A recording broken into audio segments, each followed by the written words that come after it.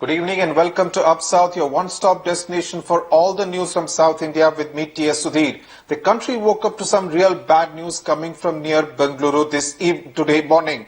The Bangalore-Ernakulam Express derailed at Anekal about an hour from Bangalore, causing the death of 9 passengers. Many others were also injured in the mishap that was apparently caused by the falling of a boulder on the railway track.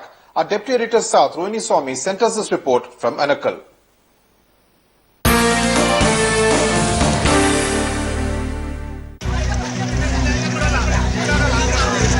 More than 10 passengers died and several critically injured when an express train bound for Ernakulam in Kerala from Bangalore derailed near Anekal, 35 kilometers from Bangalore. 9 bogies of the Bangalore-Ernakulam intercity express were derailed after a boulder fell on the track.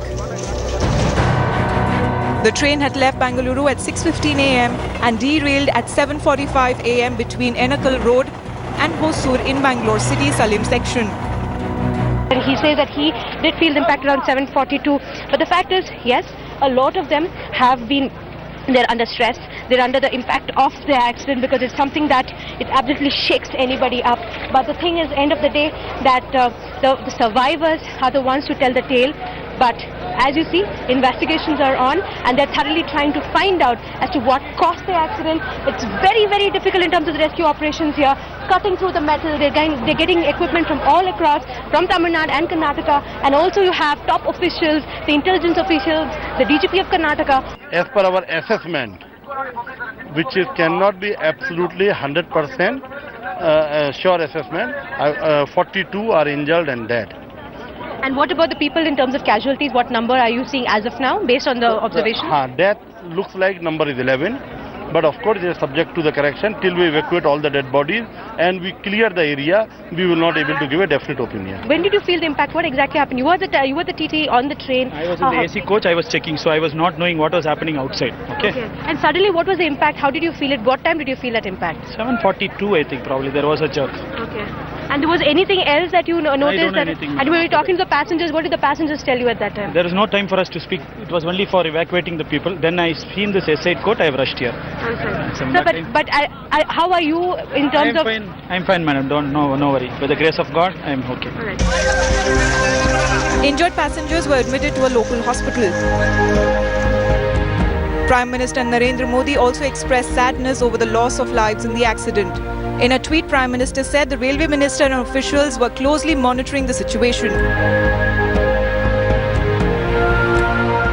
शुरुआती मैंने पत्थर गिरा है, naturally वो पहाड़ी area है तो उसके कारण डिरेलमेंट हुआ है। बाकी जांच का विषय है। वरिष्ठ अधिकारी वहां मौके पहुंच गए हैं। 2 लाख रुपए मृतकों के परिजनों को रसीद देने का ऐलान किया है रेल मंत्री जी ने। 50,000 गंभीर रूप से घायलों को और सामान्य रूप से जो घायल हैं उनको 20,000 रुपए। Each time the railway budget is presented or a railway accident takes place, politicians come and say that the safety of the passengers is priority. But each time an accident like this takes place, one tends to ask that question: are we really safe, especially when we travel in our railways? With the railway budget just round the corner, one tends to ask the question whether the railway minister will be able to take it up as priority and see to that such accidents don't happen time and again. With camera Srimati Rohini Swamy in Anekal for Headlines Today. Joining me now from Anekal is Rohini Swamy. Rohini Swamy, the Railways Minister Suresh Prabhu apparently came to Karnataka, to Bangalore, but not to the accident site. Any particular reason for that? Because that's pretty unusual, right? Well, we did ask the officials here and they said that he had decided that he would want to meet the victims first and then hold a press conference and brief the media at the hospital which he was there. But also Mr. Suresh Prabhu did not come to the accident site, but you've seen a flutter of politicians who have been coming. Right now, as I can show you right behind me, Anant Kumar has reached and as you can see just at the accident site right next to the mangled coach. This is the coach, as you can see, which has been one of the severely affected coaches. He is briefing the media as of now. We've also had ministers from Karnataka, the Home Minister of Karnataka also coming in along with the Health Minister. But the point is that they have said in terms of the death toll right now, they're saying around 9 people have been confirmed dead, and the seriously injured also at 17 and 25 who have minor injuries. But the cause of accident, that is the big question. The Commissioner for Railway Safety is also saying they're undergoing investigations to find out what exactly caused this accident. Right. Obviously, this is a reminder, this accident is a reminder that while all the talk of bullet trains is all very fine, basic safety does remain a very critical issue as far as Indian Railways is concerned, and perhaps that will be reflecting itself in Suresh Prabhu's railway budget later this month. Rohini Swami, thanks a lot for joining us there from Anekal. Now with Sri Lanka's new president, Maithripala Sirisena, to come to India on Sunday. In fact, all eyes are on what will happen to the Sri Lankan Tamil refugees who are there in large number in Tamil Nadu. And in fact, the Sri Lankan refugees staying in Tamil Nadu will be hoping for some kind of a breakthrough that will enable them to return home. Shisha Reddy files a special report from Tamil Nadu.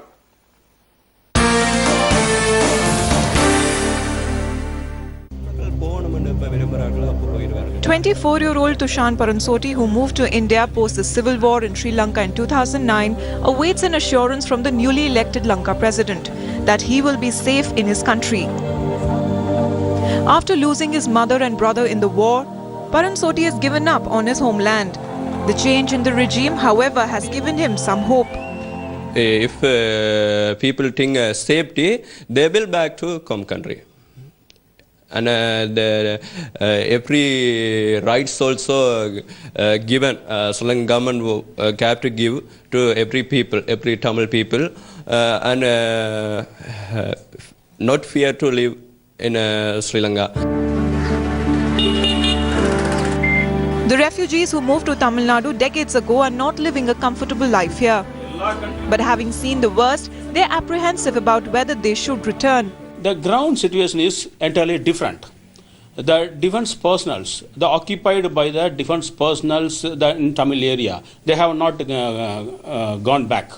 In every area, defense personnel are searching and everything. Tamil Nadu's political parties have urged the centre not to send back the Sri Lankan Tamil refugees. They argue that the move is aimed at preventing action against the island nation government in the UN Human Rights Council. The attitude of this government since coming to power has changed. They have agreed for the 13th Amendment. They have stated that they will do good to the Tamils living in the island. Over 73,000 refugees live in 115 camps in Tamil Nadu.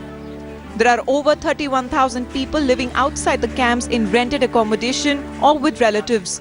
While the new Sri Lankan government has announced a series of conciliatory measures aimed at the Tamil minority in the northern province ahead of the Sri Lankan President Maithripala Sirisena's visit to India, the refugees are in a state of dilemma. The big question is, will Sirisena's move convince the Tamil diaspora? With camera person Daniel Srisha Reddy in Chennai for Headlines Today. Valentine's Day tomorrow, the day when couples like to spend the day with each other. It's also the day which is frowned upon by right-wing activists. And like every year, they plan to obstruct couples who are seen together in any city of India. So let's find out what they'll be up to. Joining me now is Prabhu Narayana, who is a spokesperson of the Vishwa Hindu Parishad in Hyderabad. Mr. Prabhu Narayana, thanks a lot for joining us on Up South on Headlines Today. Can I begin by asking you, what are you planning to do specifically on Valentine's Day tomorrow?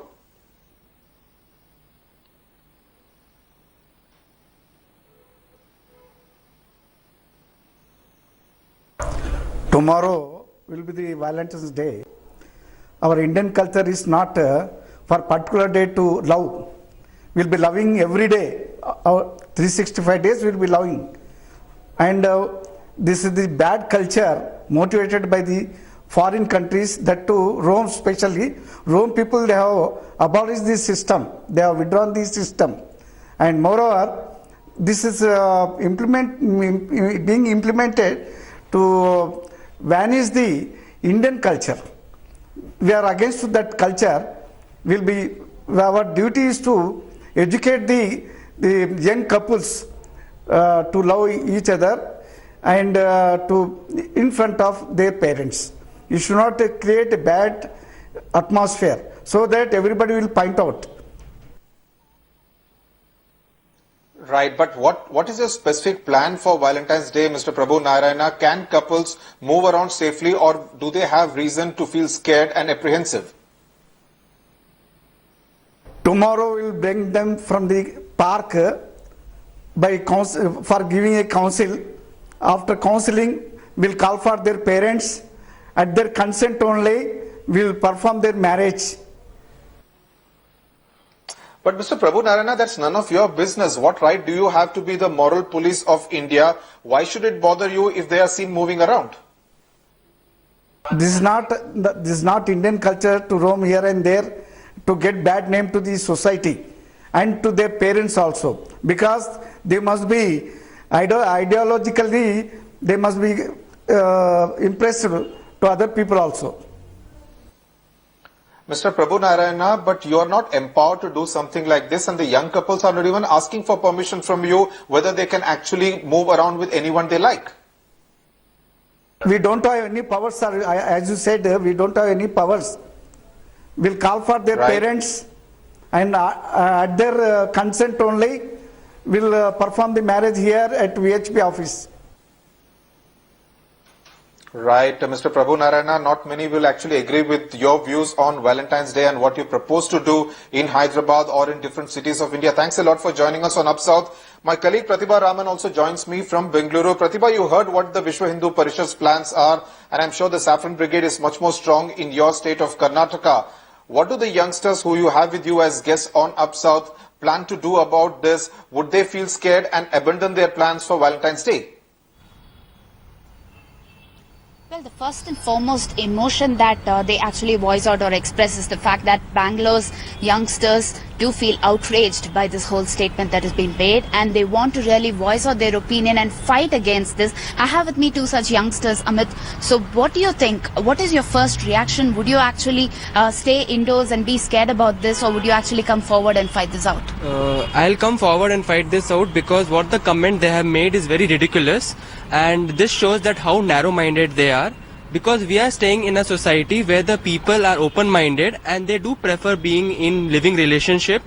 So the comment what they have made is very shocking and very sad, that we are not able to celebrate this day, which is where the couples can meet up and they can celebrate the love with each other.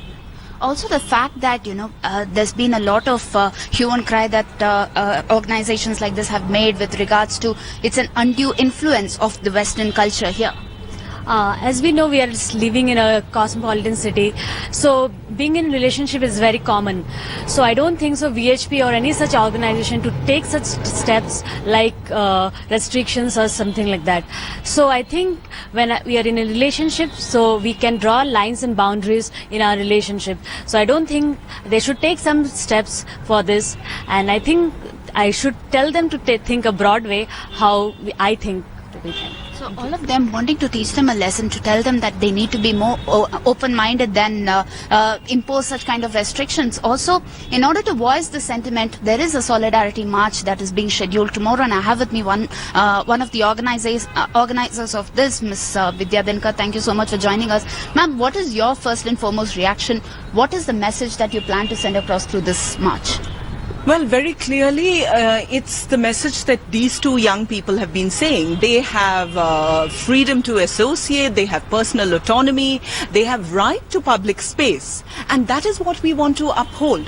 Who are these protectors of morality? I mean, self-appointed protectors of Indian culture. What is Indian culture? I mean, culture is always evolving. There are thousands of Indian cultures. Some anthropologists say there are 4,000 Indian cultures. So, whose culture are they talking of? And so we have this coalition against immoral policing, because we do not like to call them moral police. There is nothing inherently moral about physically or sexually assaulting couples or young people who are just maybe having an ice cream. In Bangalore, where I come from, if two young people from different religions sit down to have an ice cream or even talk to each other in the bus because they know themselves from college, they can be attacked. Now, this is inherently immoral, and we are upholding constitutional morality.